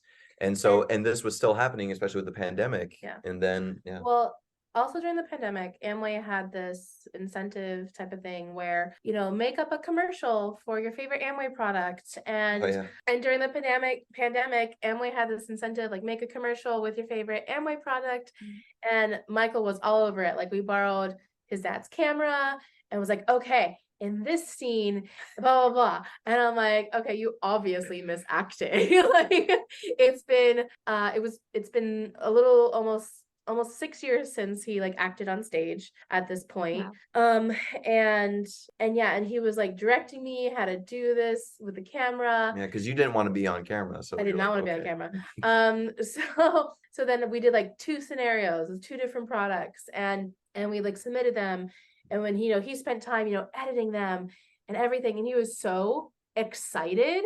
And I wanted to like shake him, like, don't you see this? Like, don't you realize what's really getting you excited is acting? Mm-hmm. Directing, Just- editing, working in film. Yeah. And honestly, it was then around that time where you were able to come to me and confess that you actually wanted to start a YouTube channel. Yes, because obviously pandemic, I think YouTube's numbers shot up more than ever. Of course. Yeah. Oh, yeah. Nothing else to do. Nothing else to do. So, and streaming services. So like I immediately knew it's like, that's when, and it was actually starting to waver a little bit because my sister got married in Portland. February of 2020. February of 2020, and Groundhog Day actually. And we didn't tell our upline because like, damn it, I don't want to miss my sister's wedding. Yeah. And it's only going to be for like 2 days. So we had money in the bank. We were like able to, do whatever. Because I was like, we were able to stay at our friend's place because they were actually out of town. Mhm. So we didn't spend any money on hotels. Nope. Yep. And it was like, of course, it's his sister. It's my sister. Like- And especially she already lives out of state anyway. Yeah. And also like, this is the fact, after years of being in the business, we knew if we told them the truth, what they would say. Yeah. Because before we didn't go to one of my friends' weddings from high school, which was going to be in Vegas because it was the same as a function. And there was another wedding too. Another friend were getting married at Disneyland that we didn't go to because same thing. Yep. And meanwhile, you could theoretically just go to another function. Like, because all throughout, like, say, September and October, they have these functions everywhere, every single weekend. So just because you miss yours doesn't mean you can't go to any other one. But then again, it's like some people didn't have enough money to like drive or even fly to another city to go to that function, Right. So they would go to the one that's closest to them that might not have been the direct upline of them, but they went to the one that's closer to them because it fit their budget. Yeah. But heaven forbid, we should actually see a friend's wedding that we've known for like a decade. And it was, so we knew what to tell them and what not to tell them at this point. And because like we have free will. Yeah. No one's the boss over us. And so Right. at that point in beginning of 2020. But yeah, so then once things started to reopen, you were saying how you wanted to start a YouTube channel. I wanted to start a YouTube channel just because like I've been watching enough YouTube videos to be like, this person, they get to talk about all this type of stuff. And I'm a huge movie buff anyway. So I've been ever since I was a kid. And anytime we get to talk about movies, I'm just all about it. And I just thought like, well, maybe can that just be one thing where I can start out this YouTube channel and just do this on the side? But of course, I can't be 1 foot in and 1 foot out, blah, blah, blah. So I was having this with myself. But then I just thought to myself and getting reassurance from Michelle that like, no, honey, you need, to do this. Like you need something in his outlet. And there were some times where even Mark would like ease up a little bit on me, just like a tad of just like, Michael, you need to give yourself some time to like, really, relax, reassess. Now the loophole in that relax and reassess is just like read a book, listen to an audio. And also, I think it was also out of fear of losing us. Yes. Because you could tell we've been pounding the pavement for 6 years. And we are 1,000 PV and, we're not getting traction. Yeah. And they know that, you know, after 5 years, if there's no result or not much of a result to keep people, it's disheartening and people will leave. And Yeah. here's another thing too. Remember, towards that end, our names were actually getting recognized finally, somewhat By the diamonds. Because at this juncture, they were starting to, at the end of 2019, actually, is when they transferred the focus, instead of the people business, as they've always done, transfer it over to the products. We need to start talking about the products. We need to start, like, because Amway had an issue with not focusing on the products, that it's all Yep. about business. That they had a beef with them about that. So that's why at that kickoff in 2019, they were talking about like increased numbers with customer volume. Like, we want to be known that, yes, we don't want to just talk about, helping people, but we also want to understand, like, now we have these amazing products. yeah. Now we do. Oh, now we have these amazing products that we focus Yeah, on. after all this time. Yeah, so I just thought, like, okay, screw it, fine. If I can't grow my business within people, then let me try to redirect my focus and Customers. with customers. And amazingly enough, like, our business was actually starting to like progress. Because before, yeah, we would like, finagle some things within customer volume, because that's exactly what they would We had, say. we fortunately had like my mom and his dad. We had our parents that were supportive. Yeah, were supportive, and they would sometimes order more than we knew that they were actually using, because they felt sorry for us. So we were but then lucky. like through coworkers and stuff, we got some more PV, point value. Yeah, because then I started making like gift baskets, and it was Christmas time, so I was starting to make like little gift baskets for everybody to try stuff, and I would talk to them about all this stuff, like, and I worked in, my day job was in sales, so I tried to use all of those, tactic, mentality and structure, and how to be able to, like, service somebody, what do they need, fill that need, et cetera, et cetera, et cetera. And it actually started to grow in customer volume. Like, we were able to actually like get 300 PV in customer volume alone, minimum on top of our own like intake of 300 PV. So like our day one ditto would sometimes be like 500, 600 PV, and That's like awesome. $1,600 a month. But of course, that would, the difference would come from, the profit that we would make from, and from the customer itself. And so we actually started to grow in that regard, and there came a huge contest going into family reunion. If you can sustain like having a huge standard of excellence of customer PV, and if you won the contest, you would win $500 grand prize, and we would announce your name during family reunion. And so I worked my butt off trying to earn it. And what was amazing, family reunion, and it was 2020 during Zoom, the diamond who talks really fast, his wife announced the winners, and we won the grand prize.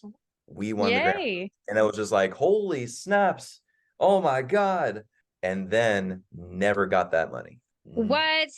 Never got that grand prize money. What the heck? That's jank. I hate that for you guys.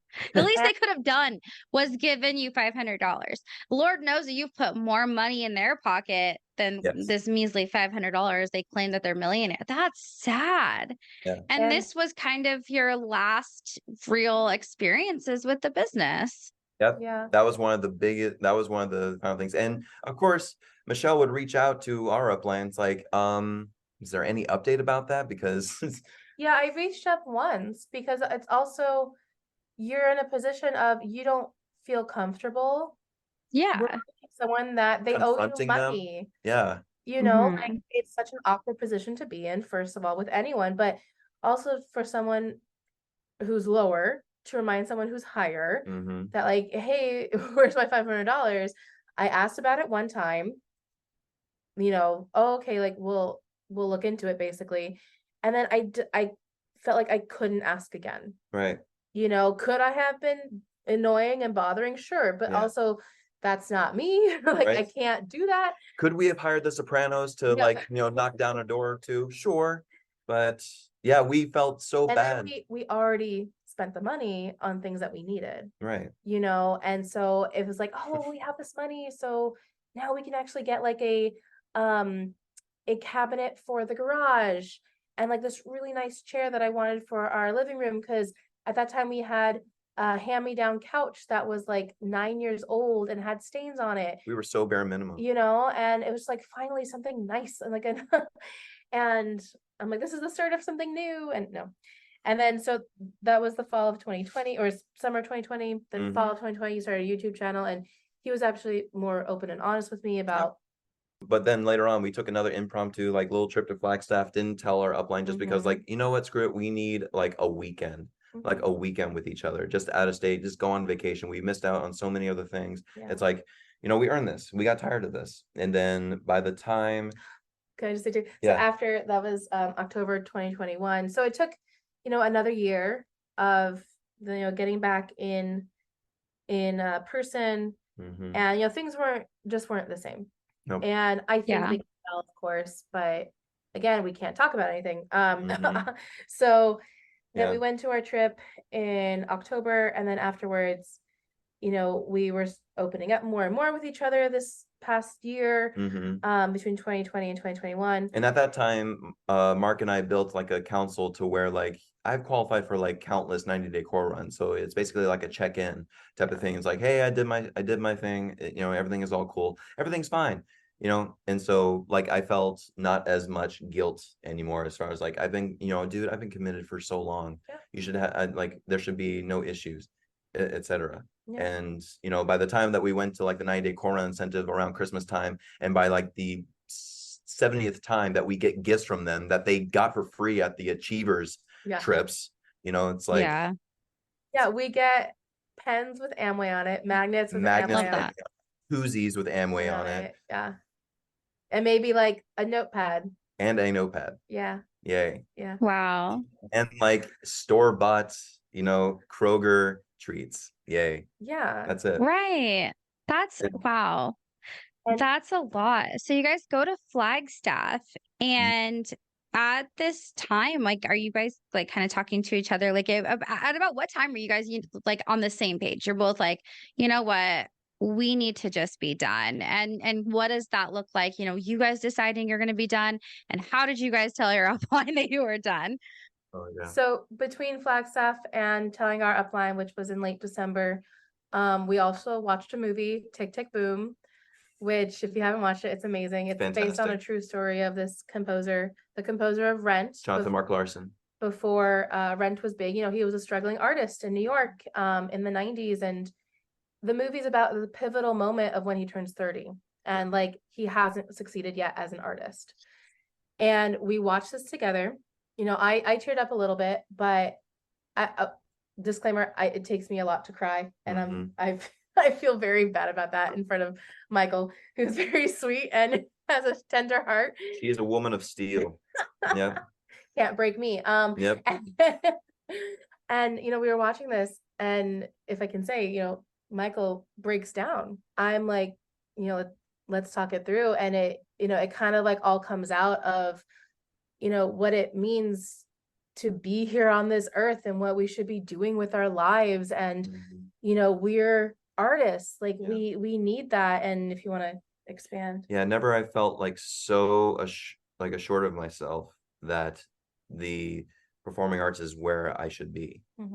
Because here in the context of that story, you know, he was an artist who at one point during like Act 2 has such a huge conflict with himself. It was just like, you know, I'm broke. I live in New York City. Like I can't, I need money. I need a consistency. I need stability. Like I want all. And his best friend is telling him like, you don't, it's not you. It's not you. Like you need, and not in a bad way. Like you are much better than what you think you are, you know, of what you're accomplishing. And it's so true where, you know, when he took that advice, he carried on and he wrote one of the greatest musicals of all time. And then unfortunately he died before he was able to see the fruits of his labor. But died young. But because he was able to be assured that this is something that he felt he needed to do, and he felt so much within his heart as an artist that, you know, you wouldn't have it any other way. It's just like you fit such a glove, and it just became like one of those things where it's just I can't live without it. Yeah. Like we can't go on. Yeah. So we have to go back to who we actually are. And like I said earlier, being on the outside, seeing Michael's struggle of trying to fit in. And it's always like, he's a square peg trying to fit into a round hole. And all these guys are conforming, and he was trying to conform with them too. And how come others can, but he can't? And I'm like, I kept, trying to tell him, like, that's not you. That's not who you are. Like, you're different than that. And that's okay to be different than that. And for it to finally click, and for like the light bulb to go off, and it's like, I felt like I had him back. And we got into the business in 2014, and this was November of 2021, where we're like, all right, let's really talk about it. Like, where do we actually want to be? We're in our 30s now. What is our life going to look like? And I know we didn't always want to stay in Vegas. Vegas is a very small theater community. And Michael has done almost everything in Vegas when it comes to theater. And theater is dying when it comes to like professional theater, like on the strip. It's dying. It practically already died. So there really wasn't enough there. Yeah. So like we felt like, okay, if we're doing this, we have to move. Like, we have to get out of here. And if that's the case, are we going to do the business out of state? And we really spent that month between November and December talking to each other. We still went to board plans. Excuse me. I didn't go to like any live function in like November or December. On one hand, I technically was always sick because I was always around kids. Always around kids. Yeah. So, I mean, technically I just didn't want to get anyone else sick. So I was being nice. I mean, fair. Yeah. But we set up, usually we have a yearly council session with our upline. Yeah. So we set up that time for after Christmas, but before New Year's. And it was at their house. Yep. And, we were very nervous on our drive there. We've talked about this a few times about, okay, like, how should we present this and how should we tell them, and we really were like, these are people we've known since college. Right. Like, whatever has happened, they've wanted the best for us. So hopefully they still want the best for us. And if that means leaving the business, we hope, there's no big reaction. We don't know. Right. But in a natural Michelle move, she said, you do it. Confrontation. Yeah. Like, Michael, you do it. But no, I was kidding. But we sat down with them at their house, met with them, and this was like their third house that they moved into that they're renting. Yeah. And then we sat down with them, and way we displayed it is like, we chit chatted, and we're like, okay, so we have some news we need to talk to you guys about. And you could see like the light in their eyes, because they've like been awaiting for us to tell them that she's pregnant. Like, they were weird. It's almost weird. Every council session, they're like, is there something you have to tell us? Baby? I'm like, I ate a burrito, dude. Like, what are you talking about? Literally. Is there a baby? That is weird, yeah. And super rude. Super rude, yeah. And we're like, oh no, not yet. No, we're quitting. Yeah. Michael said it so well. And like we were there for about an hour. Felt shorter than that. Well, maybe like 45 minutes. But yeah, like the way you presented to it, like we were open about it, but we kept some things to ourselves, of course. We weren't like, screw you business. We were just saying how, we really took this time to think about where we want our future to go and what we want to be doing in our lives. And, Michael said he wanted to get back into acting and yeah, I want to get back. I've dedicated my life about 7.5 years to this thing. And yeah, we've had some results, but it's been more of a challenge, more of a struggle. I know they say like that's what builds the man, that's what builds character, but I've already built so much character all throughout this time, and character has always just been like beating me down this whole time. And especially this pandemic has taught me that I need to go back to what my childhood dream always was. People say always dreams change as you mature and get older. You become a man when you put away childish things. And And I knew my upline always looked at me being an actor as being a childish thing, you know, like you get out, I'm just like, dude, like I never played with video games. Like I stopped playing video games was when I started high school because I was always so busy with the arts.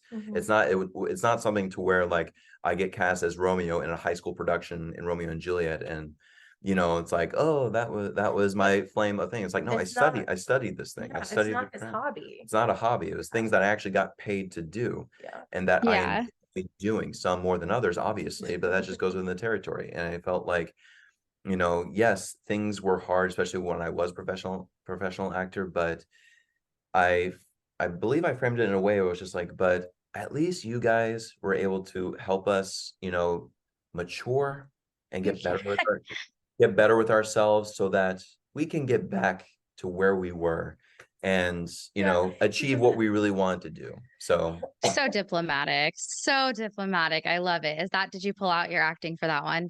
Were I, you like, you I, did? I pulled Yeah. out the And token, there were a few things. Our upline, Mark did say, I noticed a change in you in November. because we weren't communicating as much. Yeah. And meanwhile, I wanted to say, but I didn't say it. I'm like, only November? Like, Really? it's been a while. Think about it. But and then also a crazy thing that they said, wait, I think it's a little crazy, but I know why they were doing it, to kind of keep us like within their system. But they said, okay, well, Oh, because yeah. we were saying like, you know, we want to move to New York. Mhm. That's, you know, where the jobs are. Like Michael already tried LA. It's a totally different scene, Mhm. not our jam. So we're gonna try New York, and I have relatives here. Yes. And also one little thing before that. I only said we came to the agreement that we will officially quit if like I get a professional acting job. Let me start Yes. auditioning. And I started auditioning in November of 2021. So like let me start auditioning. And it's like, okay, if I can get like a job, like a professional job, then that equity, Based. whatever, like that's a sign, then like I'm good to get back into it. Yeah. And not only did I get one job, I got like 3 in a row Yeah. lined up. Wow. Like that next year, 2022 was already like busy from like January to May. Yeah. So I was just like, done deal. Yeah. Let's go. And so Mark was saying, okay, well, when you guys move out, you know, when you guys move and everything, you know, if you happen to meet people who are, you know, you share your story maybe, and they're like, oh, I wonder what that is. You can just like, you know, send them our way and we'll build your downline for you. And so, you know, that was just a way to keep us roped in, to Yeah. keep something attached to us of like, oh, well, we'll build it for you. But of course, that means then we'll have to come back, Right. you know? And, you know, Michael was very much like, oh, thank you so much. You That's know? great. Thank you. We'll consider that. But yeah, and of course, Yeah. JC asked me, like, well, Michael, that's what you want to do. And, you know, Michelle, what about you? Like, do you want to build this business single? Because you can still do that. And I'm like, oh, I want to support my husband. And she's like, you can still support him building this. Like I want to support him out, like without the business or like outside the business or something. Because I was like, how do I not say no directly? Like again, like Without causing a riff or a confrontation. right. Because like I didn't want to be a jerk and be like, no, absolutely not. I hate it. I've always hated it. I just wanted to be like, well, no, I just want to be there to support him. And I didn't want to elaborate like, well, if he has a show or if he's traveling, I want to be able to visit him and see him. And of course, I can't do that if I'm still in the business. So Yeah. we ended on good terms. But man, when we walked out of their house, and like it was like a few days before New Year's, it was like freedom. The heavens have opened. Like they chant all the time, freedom. That's exactly how we felt. Like the weight. Yeah. Yeah. I'm so happy for you guys. Like you guys leaving that business, you guys, I mean, I can already just tell you guys are full of life. And I think it's amazing that both of you guys can do what you actually want to do now in life. And so now you guys are in New York, which is pretty cool. And so Michael, you're still acting, right? And that's what you're doing in New York. And Michelle, are you still teaching? Yes, I'm still teaching, and I'm also writing a fiction novel, and that's being edited, so we'll see where that goes. Oh, and yes. it's beautiful. It's beautifully coming together. Yeah, and we've been busy, you know, staying busy on track with doing everything we enjoy doing, which obviously every single industry, no matter what, comes with its stresses, but Mhm.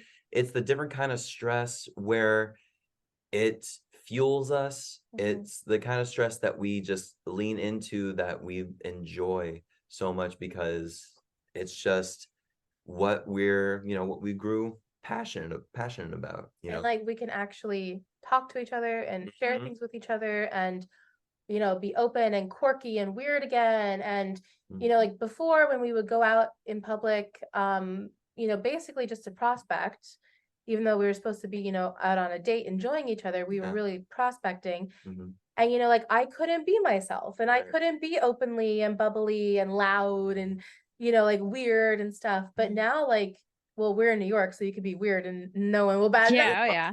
Totally You're fine. just But also, I tell you what's weird, Danny, is that when we get together with like new friends, like new couples that we meet out here in New York, it was so weird, like to sit down like over dinner or something and just get to know each other without having in the back of our mind, like having to think about, so are you an outcome focused person or a process focused person? Yeah. Where do you see right. yourself in 5 years, And it's like, Yeah. are we still good to meet at like 6:30 p.m.? Yeah. Because because we are people of accountability. Like what we Yeah, say, oh yeah. I'm like, Jesus It's Christ, so get funny. out of my head. We Yeah. we met up with a couple months ago for dinner, and before that, I think it was before that, Yeah. Michael texted me being like, "All right, did you bring the book?" And I'm like, like, Did you bring the Business of the 21st Century yeah. book, I was or like, "What?" Who Moved My Cheese later on? I'm like, That's "Shut up! Like, funny. don't bring that back." It's crazy, isn't it though? Like even when we're scheduling these, people like I'm always like, yeah, it's like a meet and greet one, except for we're not trying to get you into something.